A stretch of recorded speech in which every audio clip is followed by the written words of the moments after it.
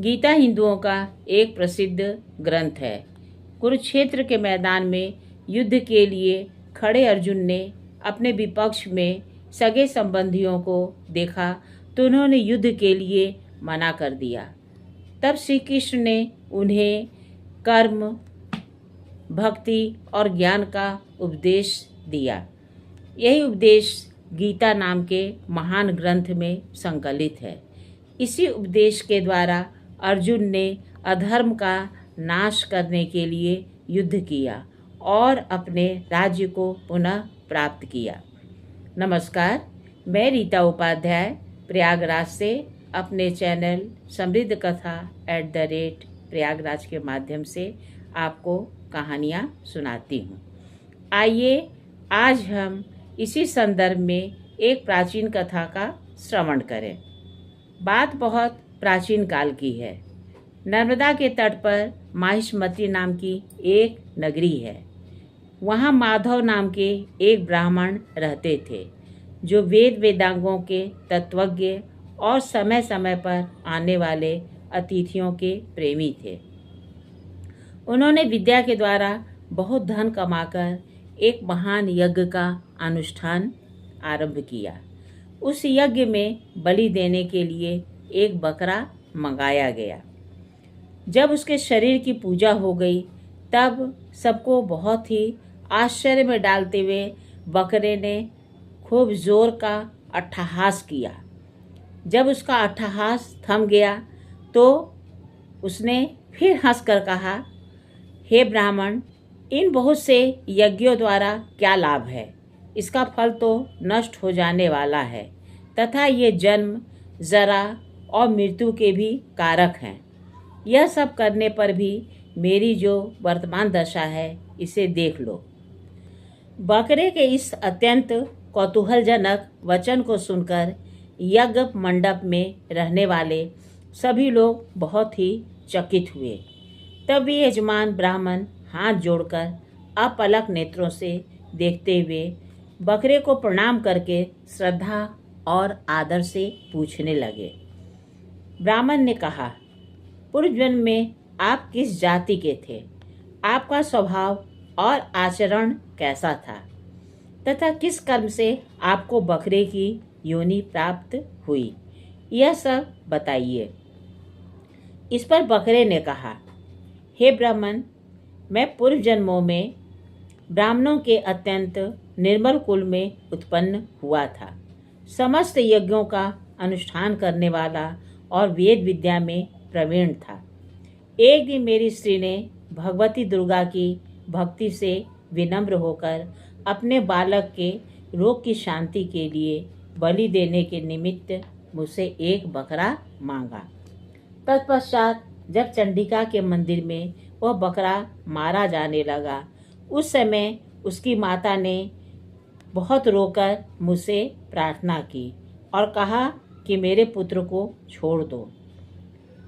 किंतु जब मैंने उसकी बलि दे दी तब उसने मुझे शाप देते हुए कहा, ओ ब्राह्मणों में नीच, पापी, तू मेरे बच्चे का वध दिया, इसलिए तू भी बकरे की योनि में जन्म लेगा। द्विश्रेष्ठ तब कालवश मृत्यु प्राप्त होकर मैं बकरा हुआ। यद्यपि मैं पशु योनि में पड़ा हूँ तो भी मुझे अपने पूर्व जन्मों का स्मरण बना हुआ है। ब्राह्मण, यदि आपको सुनने की उत्कंठा हो तो मैं एक और भी आश्चर्य की बात बताता हूँ। कुरुक्षेत्र नाम का एक नगर है जो मोक्ष प्रदान करने वाला है। वहाँ चंद्र शर्मा नामक एक सूर्यवंशी राजा राज्य करते थे। एक समय जबकि सूर्य ग्रहण लगा था, राजा ने बड़ी श्रद्धा के साथ काल पुरुष का दान करने की तैयारी की। उन्होंने वेद वेदांगों के परगामी एक विद्वान ब्राह्मण को बुलवाया और पुरोहित के साथ वे तीर्थ के पावन जल से स्नान करने को चले। तीर्थ के पास पहुंचकर राजा ने स्नान किया और 2 वस्त्र धारण किए। फिर पवित्र एवं प्रसन्नचित्त होकर उन्होंने श्वेत चंदन लगाया और बगल में खड़े हुए पुरोहित का हाथ पकड़कर तत्कालोचित मनुष्यों से घिरे हुए अपने स्थान पर लौट आए। आने पर राजा ने यथोचित विधि से भक्तिपूर्वक ब्राह्मण को काल पुरुष का दान किया। तब काल पुरुष का हृदय चीरकर उसमें से एक पापात्मा चंडाल प्रकट हुआ। फिर थोड़ी देर के बाद निंदा भी चंडाली का रूप धारण करके काल पुरुष के शरीर से निकली और ब्राह्मण के पास आ गई। इस प्रकार चंडालों की वह जोड़ी आंखें लाल किए निकली और ब्राह्मण के शरीर में हठात प्रवेश करने लगी। ब्राह्मण मन ही मन गीता के अध्याय का जप करने लगे और राजा चुपचाप यह सब कौतुक देखने लगे। ब्राह्मण के अंतःकरण में भगवान गोविंद निवास करते थे। वे उन्हीं का ध्यान करने लगा। ब्राह्मण ने जब गीता के अध्याय का जप करना प्रारंभ किया और अपने आश्रयभूत भगवान का ध्यान किया, उस समय गीता के अक्षरों से प्रकट हुए विष्णु दूतों द्वारा पीड़ित होकर वे दोनों चंडाल भाग चले।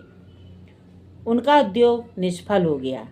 इस प्रकार इस घटना को प्रत्यक्ष देखकर राजा के नेत्र आश्चर्यचकित हो उठे।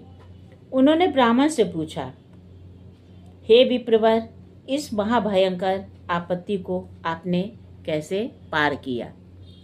आप किस मंत्र का जप तथा किस देवता का स्मरण कर रहे थे? वह पुरुष तथा वह स्त्री कौन थी? वे दोनों कैसे उपस्थित हुए? फिर वे शांत कैसे हो गए? यह सब मुझे बताइए। ब्राह्मण ने कहा, राजन, चांडाल का रूप धारण करके भयंकर पाप ही प्रकट हुआ था तथा वह स्त्री निंदा की साक्षात मूर्ति थी। मैं इन दोनों को ऐसा ही समझता हूँ। उस समय मैं गीता के अध्याय के मंत्रों की माला जपता था। उसी का महात्म्य है कि सारा संकट दूर हो गया। हे महीपते, मैं नित्य ही गीता के अध्याय का जप करता हूँ। उसी के प्रभाव से प्रतिग्रह जनित आपत्तियों के पार हो सका हूँ। यह सुनकर राजा ने उसी ब्राह्मण से गीता के 9वें अध्याय का अभ्यास किया। फिर वे दोनों ही परम शांति को प्राप्त हो गए।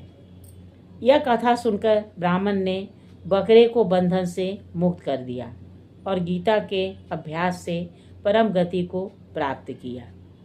कहिए मेरे श्रद्धालु श्रोताओं, आपको गीता के महात्म्य की मेरे द्वारा कही गई कथा कैसी लगी? अगर आपको अच्छी लगी है तो कृपया इसे लाइक कीजिएगा।